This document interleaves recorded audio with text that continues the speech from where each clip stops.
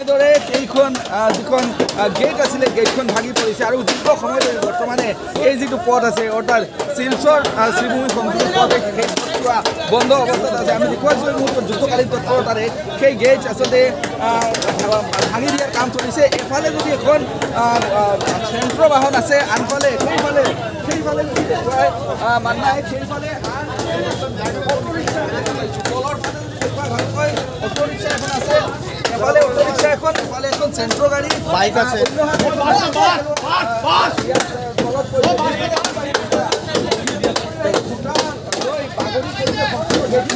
যদি দেখুৱাইছে ইয়াতে চেণ্ডেল পৰি গৈছে,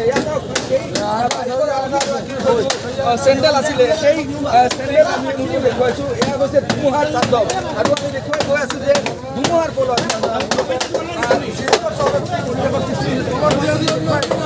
অকণমান ফলত হ'লে এই গেটৰ ফলত এখন মটৰচাইকেল আছে, ইয়াতে চেণ্ট্ৰ বাহন আছে, গোটেই পৰিৱেশ